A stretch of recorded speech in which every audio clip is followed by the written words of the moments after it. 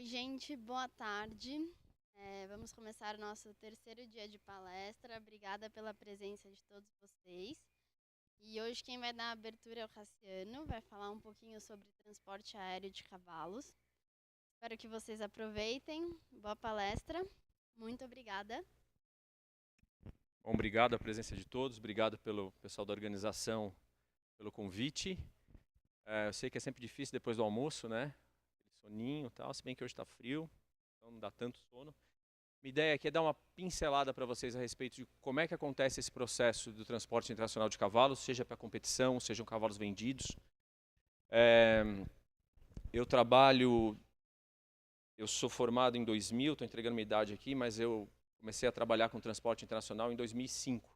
Então, desde 2005, basicamente é isso que eu faço. Tá? Quando a gente fala de transporte internacional, sempre as pessoas primeiro têm uma ideia de que é uma viagem do meu cavalo. Né? Meu cavalo vai viajar, não sei o quê. Primeiro, a gente tirar um pouco esse conceito, porque esse cavalo é uma mercadoria, entre aspas, quando se fala de Receita Federal, por exemplo. Tá? Então, ou seja, ele sofre todos os trâmites aduaneiros que uma caixa de sapato sofre, por exemplo. Tá? Então, sempre que a gente fala de processo de exportação, do transporte internacional, a gente está falando em duas vertentes ali, Receita Federal e Ministério da Agricultura. Tá? Receita Federal, eu vou tentar passar mais rápido aqui para não encher a paciência de vocês, embora é um assunto muito importante para que a gente passe isso, os proprietários tenham ciência, para que todos os envolvidos nessa cadeia logística tenham ciência das situações com relação à Receita Federal. E as questões com o Ministério da Agricultura. Acho que a letra ficou um pouquinho pequena para vocês, mas eu vou passar rapidamente. Quando a gente fala de Receita Federal, a gente tem uma série de documentos que precisam ser apresentados, como procurações, habilitação no Siscomex. O que é o Siscomex? Sistema de Comércio Exterior da Receita Federal. Então, são documentos que a gente precisa para começar o processo. Né? Todo esse processo de exportação ele é amparado por um documento chamado invoice, ou fatura comercial. E todo mundo fica assim, nossa, invoice, fatura comercial. Nada mais é do que uma nota fiscal, é uma nota fiscal internacional. Toda mercadoria, para ser transportada, né, nacionalmente ou internacionalmente, precisa ser amparada por uma nota fiscal. A nota fiscal, como a gente conhece no Brasil, é um padrão, e internacionalmente ela é chamada como fatura comercial, commercial invoice, invoice, e existe a fatura pro forma que está ali, ou pro forma invoice. A pro forma normalmente ela é uma negociação prévia, ou seja, faz como se fosse um rascunho do documento e depois você emite a commercial invoice como documento final. E obviamente a gente precisa da cópia do passaporte e registro do cavalo. Isso é extremamente importante o seguinte, o cavalo ele, teoricamente só pode ser exportado se estiver em nome do exportador. E isso é importante para vocês, ou seja, a gente pega cavalos que eventualmente estão com 2 proprietários no registro. Pode, pode. O que faz? Um vai ser exportado em nome de um deles, só dá para ser exportado em nome de um CPF ou um CNPJ, e a outra parte tem que dar uma autorização, autorizando esse outro CPF, esse outro CNPJ a ser o exportador. Tá? Antigamente saíam alguns cavalos, a Receita começou a ficar mais atenta com relação a isso, e o Ministério da Agricultura também, saíam alguns cavalos quando era exportação definitiva, que eventualmente não estava em nome do proprietário, isso já aconteceu. Tá? Então não se assuste se alguém falar, pô, mas eu tive uma vez que não estava no meu nome e saiu. Acontecia, hoje em dia não tem acontecido mais. Quando a gente tem caixa de equipamento, por exemplo, a gente tem que ter um packing list. A pessoa fala assim para mim, olha, eu vou embarcar um cavalo para competir e vai com uma caixa de equipamento. Vai a caixa X. Não, não é a caixa X. Eu preciso ter as dimensões, o peso, a lista de conteúdo dessa caixa. Tá? Eu preciso ter tudo muito bem informado do que vai ser exportado. E, obviamente, essa caixa demanda uma documentação específica para ela. Tá? No caso de exportação temporária, né, cavalos que vão competir fora do país, esse é um processo administrativo, ou seja, eu chego para a Receita Federal e falo, olha, essa mercadoria que está sendo exportada, ela vai de forma temporária fazer alguma coisa lá fora e vai voltar. E esse é alguma coisa que a gente precisa comprovar com esses outros documentos que estão listados aqui. Tá?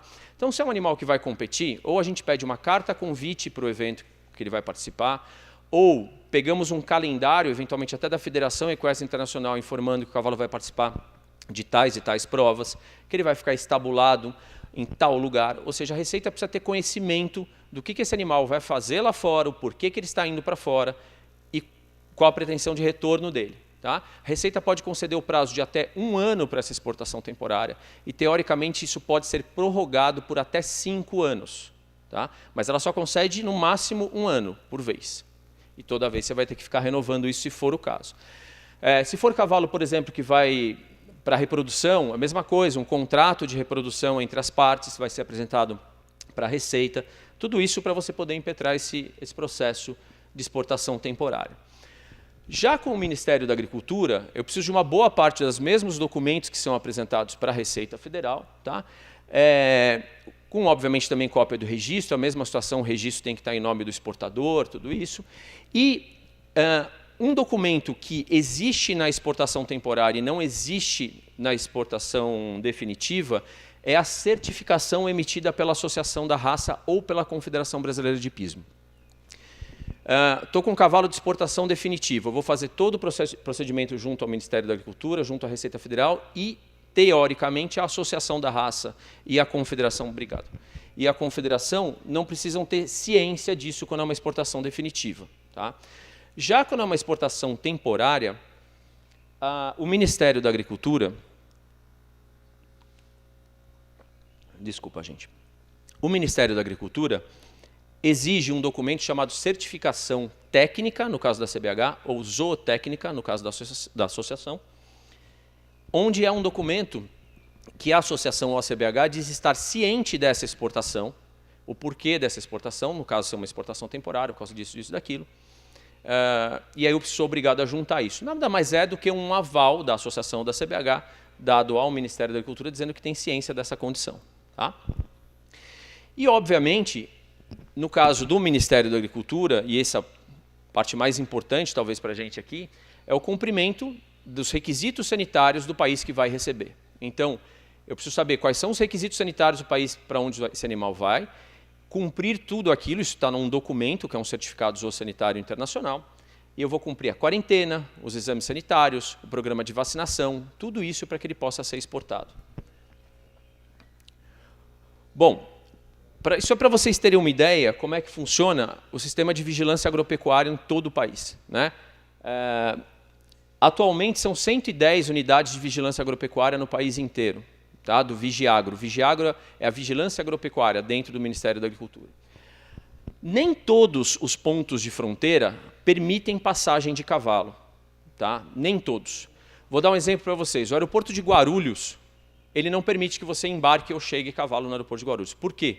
Porque não existe uma estrutura no aeroporto de Guarulhos para isso, para animais de grande porte. Já fizemos no passado, quando eu comecei a trabalhar, na época da falecida Varig Log, era só Guarulhos. Né? E a gente cansou de embarcar cavalo e ficar segurando o cavalo nos gramadinhos ali perto do estacionamento, fazendo coisas do gênero. Até que o Ministério da Agricultura falou, desse jeito não dá mais, e a gente vai parar com isso por aqui. Por conta disso também, as companhias aéreas cargueiras começaram a voar mais por Viracopos, por todas essas condições, a gente opera quase que 100% por Viracopos. Né? Um outro exemplo, que parece pouco provável de você ter o impedimento, Foz do Iguaçu. Foz do Iguaçu também não permite a passagem de cavalos por lá. Tá? Nós tivemos recentemente competições no Paraguai, que nós tivemos que fazer um plano de contingência para o Vigiagro de Foz do Iguaçu, explicando tudo o que seria feito para permitir que esses cavalos passassem por Foz do Iguaçu. Por quê? Porque Foz do Iguaçu também não tem um local adequado para cavalo. Então, o que o Ministério queria? Que a gente provasse assim, o que ia acontecer com esses cavalos chegando ali na fronteira. Se eles iam ser descarregados, não iam ser descarregados, se algum cavalo tivesse algum mal-estar, alguma coisa, aonde ele ia ser atendido. Então, ou seja, foi feito todo um plano de contingência para eu mostrar para o Ministério da Agricultura, olha, se esse cavalo precisar ser operado, ou precisar ir para um hospital, ele vai para o hospital de Cascavel, por exemplo, está aqui o contato do hospital de Cascavel, eu tenho tudo montado o que vai acontecer. Então, aí sim foi permitido. Quais eram as condições dos caminhões, tudo isso. Então, uma coisa bem específica.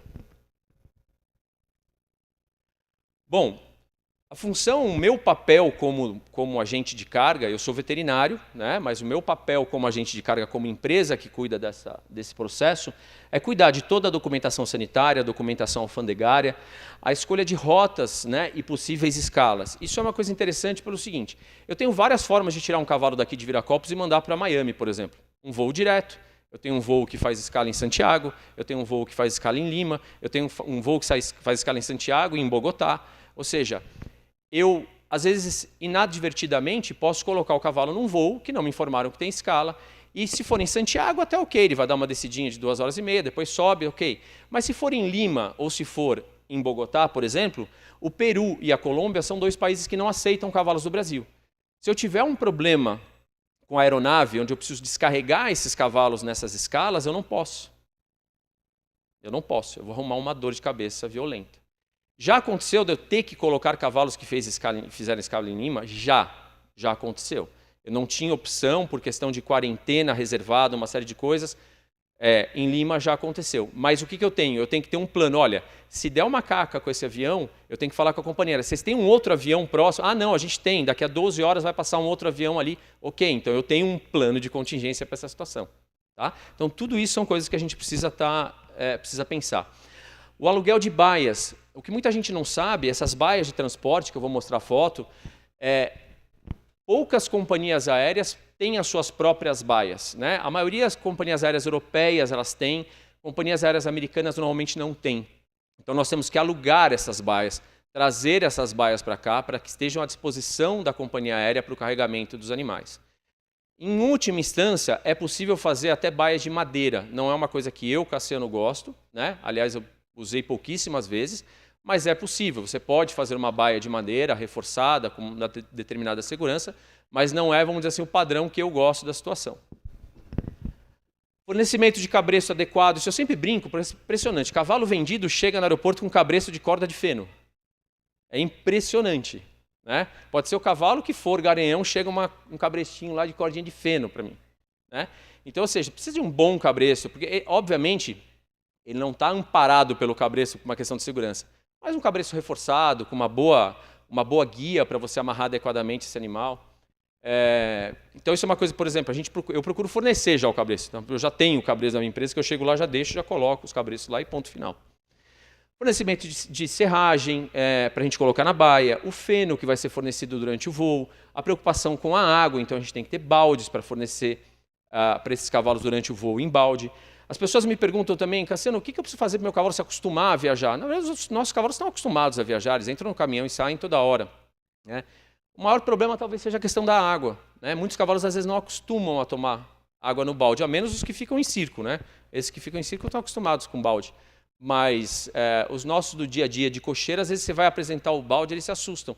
Eu falo para a pessoa, tenta acostumar ele com balde para não assustar, isso é uma boa coisa, porque ele tomar água durante o voo é uma coisa importante. Ah, não tomou? Ok, eu também saio daqui, faço uma viagem para Frankfurt e volto, eventualmente não tomo água no meu voo inteiro. Né? Deveria ter tomado, mas às vezes não tomo. Ele não vai ter um problema por causa disso, mas o melhor é se ele tomasse água. Então é melhor acostumar. A escolha do acompanhante, por norma, e a norma é de quem? Do Live Animals Regulations da IATA e da Animal Transport Association. Por norma, não precisa ser um veterinário acompanhante. Tá? Pode ser uma pessoa que saiba lidar com o cavalo, aplicar medicamentos, e estou falando para vocês como está na norma, aplicar medicamentos em caso de necessidade e que fale e seja fluente em inglês. Essa é a norma. Tá? Para a nossa realidade, quem se encaixaria nisso seria o veterinário, quando você fala de aplicar medicamento. Na realidade, lá fora, você tem uma figura que eles chamam de atendentes profissionais, né? O Professional Grooms. Porque um veterinário lá fora, normalmente ele não acompanha cavalo em voo. Isso é uma perda de tempo para ele muito grande. Né? Para a nossa realidade é diferente.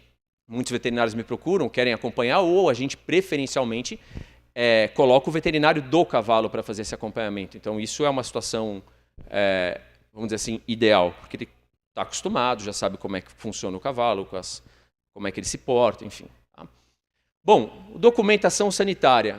Tudo que a gente faz de quarentena e exames sanitários, eles servem para gerar um documento que é o CZI, ou Certificado Zoossanitário Internacional. Esse documento é o que fornece todas as garantias sanitárias para que esse animal embarque e chegue no país de destino, cumprindo todos os requisitos do país de destino. Tá? Na prática, gente, como é que funciona isso? Tá? Vou trocar em miúdos. Eu dei entrada num processo no Ministério da Agricultura, um cavalo, por exemplo, que vai embarcar para os Estados Unidos. Os Estados Unidos é um país que não tem exigência de quarentena prévia. Aliás, os Estados Unidos não tem nem exigência de exame sanitário prévio. Né? Eu posso embarcar um cavalo para os Estados Unidos sem absolutamente nenhum exame, a não ser anemia, eventualmente um mormo para ele chegar no aeroporto. Só. Tá? Aí vocês vão falar assim para mim, não, você está falando bobagem porque tem o problema da piroplasmose e tem isso e aquilo. Sim, mas não é uma exigência dos Estados Unidos que a gente faça antes aqui. Porque eles fazem todos os exames na chegada lá. Então o cavalo ingressa nos Estados Unidos, ele chega no aeroporto, ele imediatamente vai para uma quarentena. Existem atualmente 3 quarentenas. Na realidade, tecnicamente, no aeroporto de Miami, existia uma área que tinha 123 baias, que todas as quarentenas eram feitas ali de importação, né? Eles desativaram essa área, eles estão com 3 quarentenas ao redor do aeroporto de Miami. 2 ficam no mesmo local, mas eles têm nomes diferentes, são estábulos diferentes, e uma outra um pouco mais afastada. Eles vão direto dali para esse local de quarentena. Tá? Nesse local de quarentena, no dia seguinte que ele chega, já vem um veterinário da USDA, coleta o sangue e ele vai fazer os exames. Quais exames? Anemia, mormo por fixação de complemento, piroplasmose, fixação de complemento e ELISA, e o exame de urina. Então, quando a gente fala de exportar um cavalo dos Estados Unidos, a gente pede para que o veterinário do cavalo aqui, o proprietário, tenha esses exames todos feitos para não ter nenhuma surpresa lá, obviamente, né? Na prática, a gente fala para ele fazer, faz o exame de piro, que é o que tem problema. Dificilmente os outros vão ter problema. Durina é uma enfermidade que é causada pelo Trypanosoma equiperdum, que o Brasil é considerado livre de durina. É uma doença ligada à reprodução, né? A gente faz para ter o exame negativo aqui, para se der um falso positivo lá, alguma coisa, a gente ter como ter uma contra-argumentação. Mas não é um problema sanitário brasileiro, como é a questão da piroplasmose. Bom, mas isso estou falando dos Estados Unidos. Se for, por exemplo, países do Mercosul, Argentina, Uruguai, esses países têm uma exigência mais complicada, inclusive, ou seja, o Mercosul não ajuda a gente em muita coisa, em nada, na verdade. E a exigência, por exemplo, envolve uma quarentena oficial, tá, de no mínimo 14 dias e os exames feitos durante esse período de quarentena. Essa quarentena oficial, ela tem que, no caso da Argentina, do Uruguai e do Chile, que não é Mercosul, mas tem a mesma exigência, se obriga a fazer essa quarentena num local aprovado pelo Ministério da Agricultura. Uma quarentena aprovada pelo Ministério da Agricultura. Que locais que a gente tem hoje aqui, no estado de São Paulo? Aqui, a Santo Amaro a Ípica Paulista e alguns áreas ao redor de São Paulo. Tá?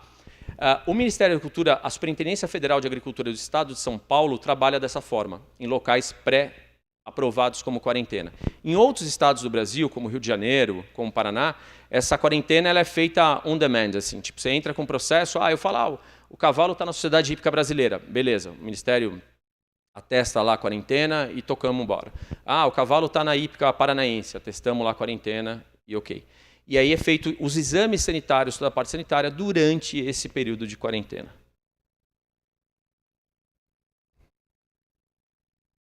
Bom, todas essas questões sanitárias, isso é importante a gente saber, elas são compiladas aonde? Na Organização Internacional de Saúde Animal, a OIE. Tá? Então, tudo que acontece aqui, do ponto de vista sanitário, em qualquer lugar do mundo, ou em um dos 183 países e territórios que são signatários da OIE, isso é notificado para a OIE. Tá? Teve um caso de mormo lá em Deodoro, no Rio de Janeiro. Pumba, OIE. Teve um caso de herpes vírus, não sei o que lá. Pumba, OIE. Tá? Então, todos esses dados ficam na OIE. Então, a OIE é um grande banco de dados para você justamente fazer consultas sanitárias para ver o que está acontecendo ao redor do mundo, do ponto de vista sanitário, e saber que países são livres ou não de determinadas enfermidades. Tá? Então, quando um país... Eu vou dar um exemplo para vocês. Me ligaram... anteontem, acho, me ligaram por questões sanitárias de um sêmen do Catar. Tá? O Catar não tem protocolo sanitário com o Brasil para exportação de sêmen. Tá? Qual que é o procedimento nesse caso? A pessoa no Catar, o interessado, vai procurar o serviço sanitário do Catar, o Catar vai entrar em contato com o Brasil e vão começar a negociar um protocolo sanitário para isso acontecer. Antes do Catar entrar em contato com o Brasil, eu tenho certeza que o serviço sanitário do Catar vai entrar na OIE, vai verificar quais são os riscos sanitários do Brasil, quais são os riscos sanitários que eles têm, para fazer uma compilação de acordo sanitário. Olha, eu tenho tal enfermidade aqui, mas vocês têm aí também, então está tudo certo. Eu tenho tal enfermidade aqui, vocês não têm aí, então eu preciso fazer exame. Negociações desse tipo que acontecem para que você gere um certificado sanitário. Tá? Então, o objetivo da OIE é transparência zoossanitária, proteção da saúde no comércio mundial e, obviamente, informação científica a respeito dessa situação toda. Bom, Dentro da OIE, você tem as enfermidades que são de notificação obrigatória dos equinos e de múltiplas espécies, assim como outras espécies também. O que é importante para a gente, no nosso dia a dia, de notificação de equinos, metrite contagiosa equina, tá? Que o Brasil é considerado livre, a durina, que o Brasil também é considerado livre, encefalomielite equina oeste, anemia infecciosa, influenza, apiro, peste equina africana, que nós não temos aqui, mas a peste equina africana é uma situação bastante interessante. Por exemplo, a África do Sul, você tem notificação de peste equina africana, assim como vários países da África, né? Peste equina africana, para quem não sabe, é transmitida por mosca.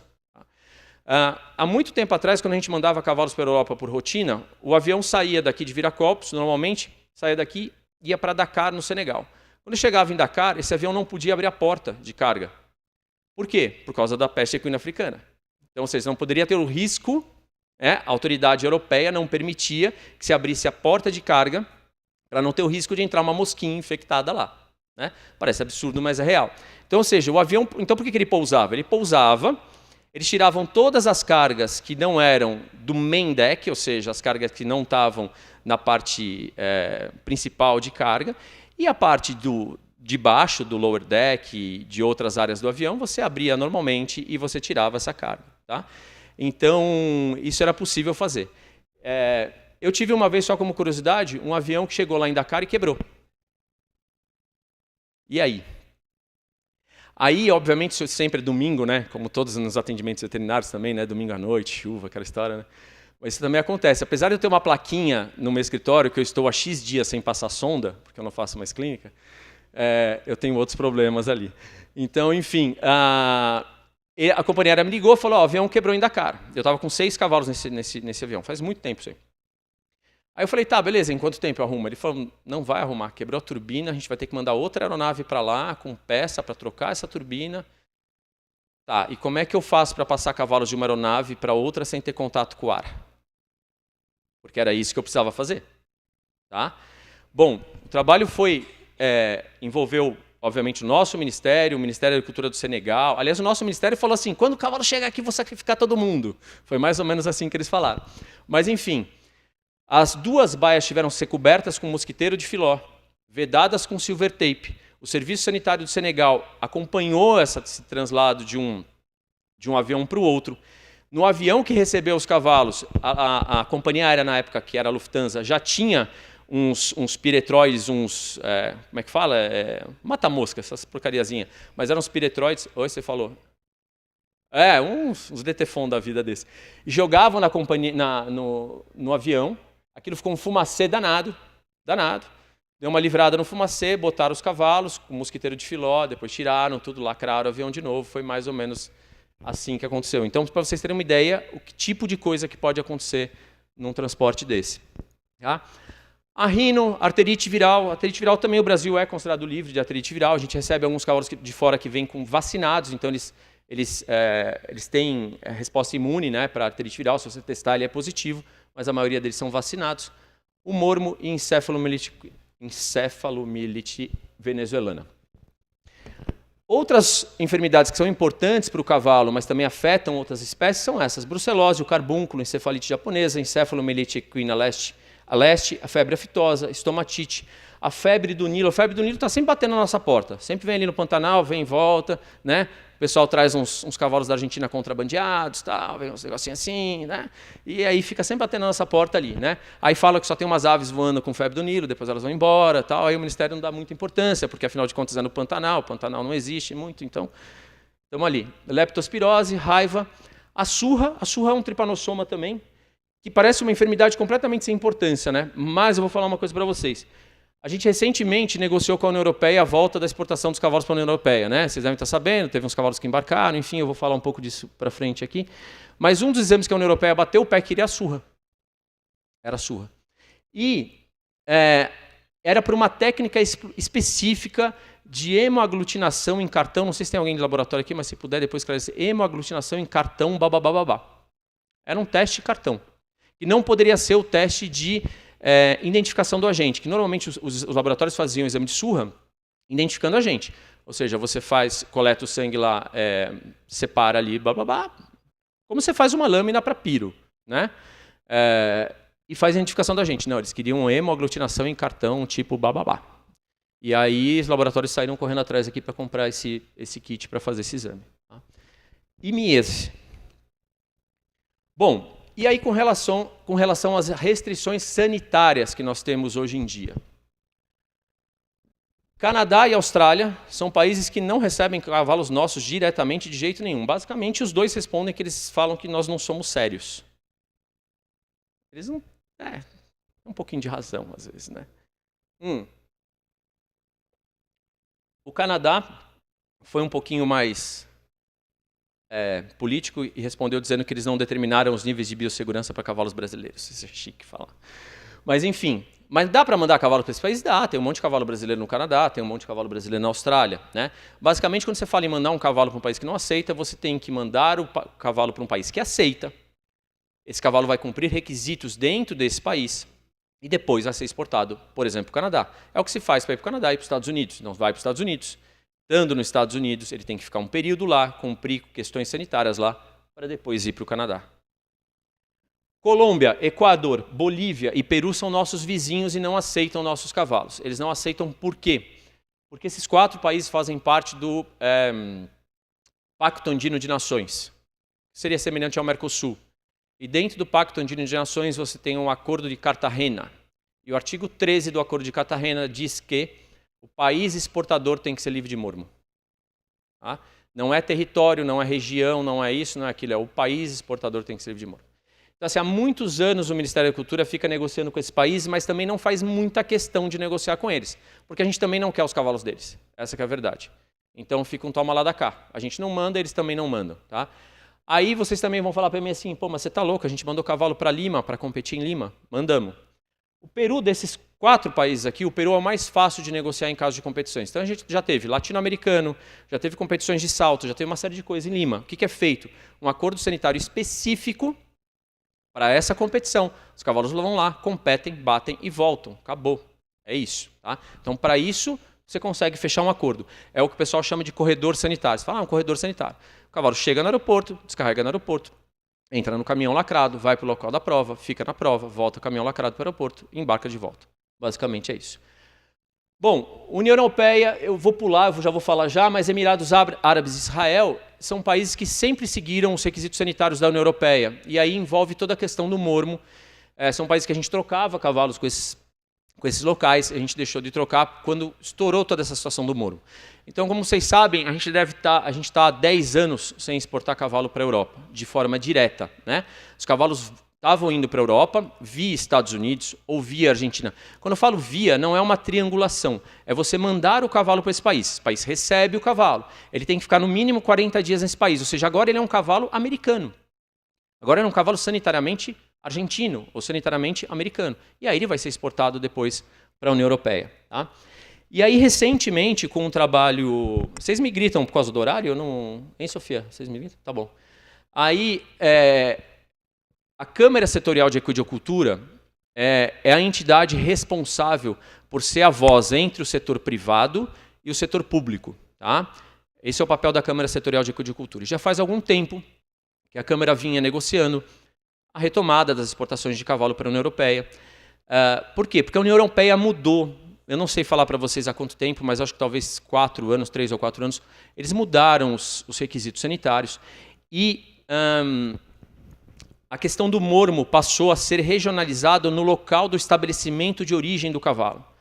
Então, ou seja, se eu tenho um estabelecimento livre, teoricamente eu posso mandar o cavalo para a Europa. E a partir disso começou a ser trabalhado um certificado sanitário para a retomada das exportações. O certificado foi feito, foi aprovado, tudo certo, o Ministério da Agricultura olhou, tudo ok. O único empecilho que a gente tinha. A União Europeia também divide os países no mundo inteiro em regiões. E o Brasil não é diferente. O Brasil também estava dividido em regiões, onde você tinha a região BR1, BR2, BR3. Os países só estavam autorizados a exportar cavalos dos países que estavam na região BR1. A região BR1 era a região considerada livre de mormo. Tá? Conforme for tendo os casos de mormo desde 2002, 2003, 2004, essas regiões foram sendo espirradas dessa região BR1. E na verdade, por uma falta de informação, os estados que ficaram dentro dessa região e não foram retirados foram Rio de Janeiro e Paraná. Tá? Não que esses estados não tenham tido casos, eles tiveram, só que ninguém só não informou. E aí ficou lá esses 2 estados. Então, por isso que hoje, atualmente, a gente pode exportar cavalo para a União Europeia desses estados. E para cumprir os requisitos sanitários, esses cavalos precisam estar, no mínimo, 40 dias no estado do Rio de Janeiro ou 40 dias no estado do Paraná. E dentro desses 40 dias ainda cumprir a quarentena, que é de 30 dias e todos os requisitos sanitários. Tá? Qual é o problema? Não temos voos regulares nem do Paraná nem do Rio de Janeiro. Não existem voos regulares cargueiros com capacidade para levar cavalo desses estados. Para piorar a situação, a concessionária do aeroporto de Curitiba, do Afonso Pena, informou que ainda vai ter que determinar com o Ministério da Agricultura quais são as estruturas necessárias para que esses cavalos possam embarcar. Ou seja, como exemplo, o Guarulhos, que não tem estrutura, não pode embarcar. Basicamente, eles fizeram isso, não pode embarcar. Até chegaram alguns cavalos no Afonso Pena, foram descarregados lá de importação, tá? 2 cavalos, 3 cavalos por vez, mas essa movimentação de exportação, a Paclog, que a concessionária, falou que não ia assumir. Tá? E aí sobrou o Rio de Janeiro. E aí o Rio de Janeiro, o que está acontecendo? O Rio de Janeiro você também não tem voos regulares. Ou seja, se eu tiver que embarcar um cavalo hoje para o Rio de Janeiro, esse voo eu não sei quando vai acontecer. Tá? Por quê? Podem ser voos, o que a maioria das vezes acontece é desvio de rota. Vamos supor, uma empresa X, uma Johnson & Johnson, sei lá, contratou um voo da Europa para trazer determinadas coisas para o Rio de Janeiro. E eles fretam esse avião. Eles fretam a vinda. A volta, esse avião normalmente volta vazio.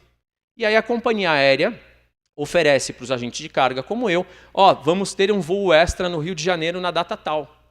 Só que quando a gente fica sabendo isso 15 dias antes do voo acontecer, e como é que você planeja isso? Um cavalo tem que ficar 40 dias lá, é mais 30... Tudo bem, se o cavalo for do Rio, ele vai ter que ficar 30 dias em quarentena. Como é que você planeja isso? É uma tarefa muito difícil. Né? Então, assim, você ter cavalos que o proprietário fala, não, tá bom, deixa lá, a hora que aparecer o voo, beleza. É uma opção. Tá? Só que um outro agravante é que o aeroporto do Rio de Janeiro, que tinha baias para você deixar os cavalos, essas baias são tomadas com os cachorros da Polícia Federal. Então tinham 6 baias no aeroporto do Galeão que estão servindo de canil agora. Tá?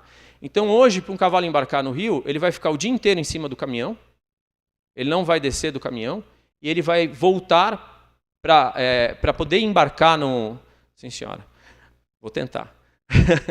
Para sair do caminhão e embarcar na baia, não tem desembarcador, ou seja, você tem que fazer uma manobra ali com a baia, com a rampa do caminhão. Ou seja, uma operação que eu, por exemplo, Cassiano, fico de orelha em pé, assim, sabe? Isso aqui é só como curiosidade, isso aqui aconteceu nos Jogos de Guadalajara. Em Guadalajara, você teve casos de encefalomielite equina venezuelana, e para os nossos cavalos participarem, o Ministério da Agricultura exigiu que as baias fossem vedadas, né, com mosquiteiro e com silver tape. Olha lá. Era tudo assim lá em Guadalajara, os cavalos poderem participar. Tá? Bom, aqui como... Eu vou mostrar mais imagens agora, então é mais rapidinho, eu vou tentar manter o horário. Aqui a baia de transporte, uma baia para 3 animais. Tá? Desculpa, achei que tinha outra aqui. Uma baia para 3 animais, ela tem um piso de borracha, ela tem divisórias de cabeça que você consegue puxar essas divisórias. Às vezes um garanhão, um cavalo que é mordedor, fica mordendo do lado, você consegue puxar essas divisórias para que o cavalo não tenha contato direto com a cabeça ali. Então são baias extremamente seguras, ao contrário das baias de madeira, como eu falei para vocês, são baias mais frágeis, são usadas. Né? Algumas empresas usam essas baias de madeira, mas o gold standard aqui são essas baias de alumínio. Tá? Essas aqui são as baias no aeroporto de Viracopos, tá? Que tem essas 4 baias de alvenaria e tem, na verdade, 3 espaços na frente dessas baias que são piquetinhos de areia, cercados com cobertura, na verdade meia cobertura, que até eu confesso que eu prefiro deixar os cavalos soltos ali do que os cavalos aqui dentro dessa baia. Né? A menos que seja garanhão, né? Que obviamente às vezes fica enchendo o saco ali solto, a gente deixa na baia. Mas eu prefiro que o cavalo caminhe, que o cavalo fique à vontade antes de voar. Né? A pessoa já vai ter que voar, aí, dependendo, 8 horas, 10 horas, 12 horas, você não vai ficar restrito dentro da baia. Né? Deixa ele dar uma alongada, uma espojada, né? Ser cavalo um pouco e depois embarcar. Né?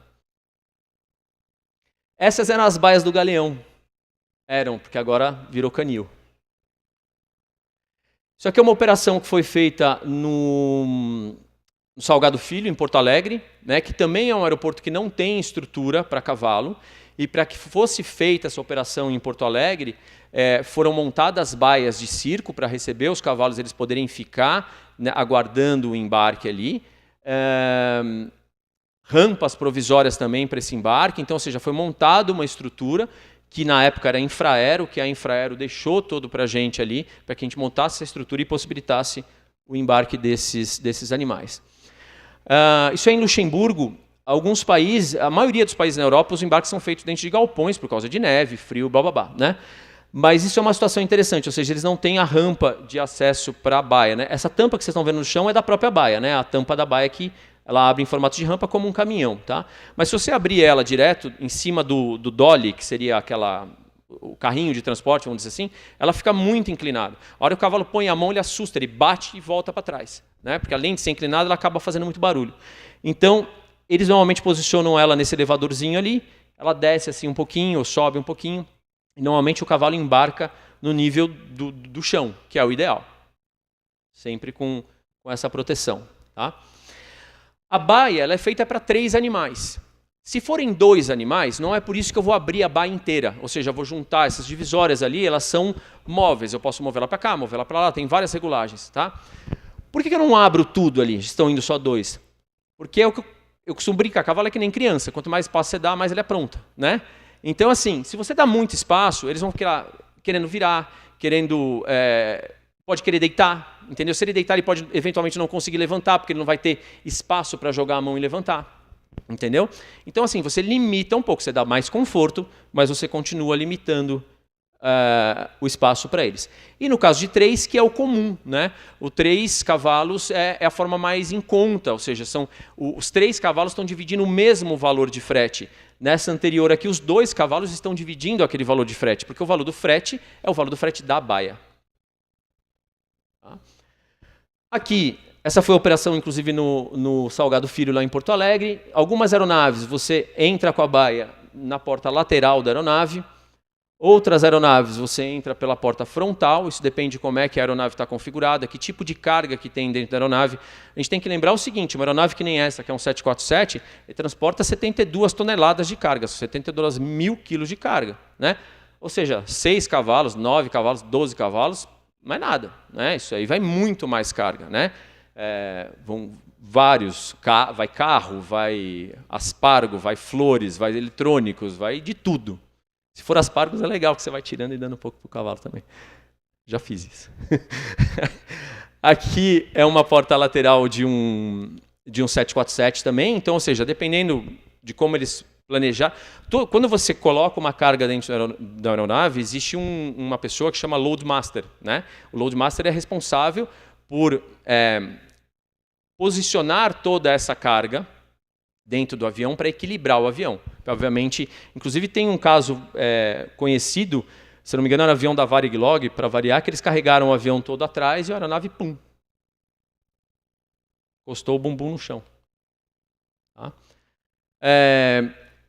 Essa foto é só para ilustrar o seguinte, quando a gente fez o carregamento, obviamente o que me interessa é levar esse cavalo o mais rápido possível para dentro do avião.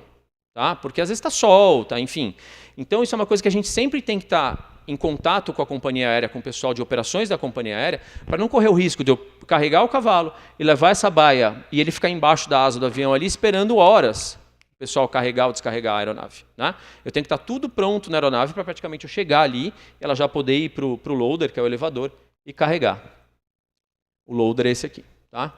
Então, ou seja, a operação é sempre feita assim, normalmente uma baia ou 2 baias no máximo, sobe no loader e entra. Tá?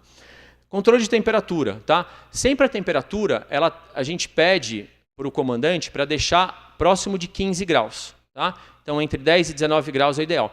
A gente tem que pensar o seguinte, 15 graus parece frio, mas são 3 caras respirando dentro de um caixote de alumínio. Então, é 15 graus fora do caixote de alumínio.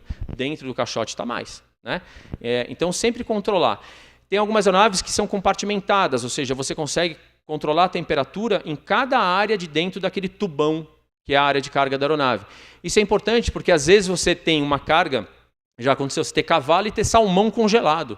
O salmão congelado precisa ser a 5 graus. Né? Tudo bem, ele está congelado com gelo seco, tudo, mas para manter eles jogam a 5 graus. Se jogar 5 graus nos cavalos, vai ficar muito frio, né?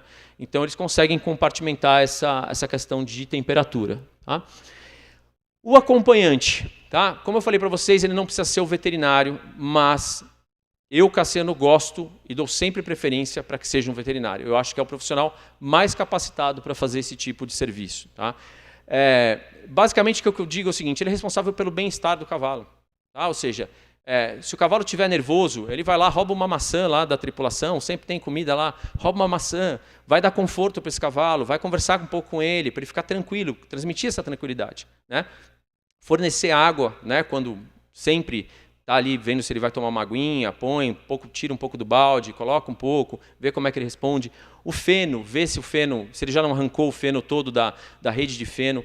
A rede de feno é uma coisa muito importante, mais do que alimentação, é a distração. Né? A gente vai colocar o feno na rede, o pessoal gosta de colocar desfiado. Eu, quando vai no voo, eu posso colocar compactado. Quanto mais trabalho der para o cavalo tirar da rede de feno, melhor para mim. Porque eu estou causando uma distração para ele. Então ele fica ali brigando com o feno, entretido com o feno ali. Se estiver muito fácil, ele vai arrancando e joga no chão. Arranca e joga no chão. Em 2 horas de voo não tem mais nada na rede de feno. Tá?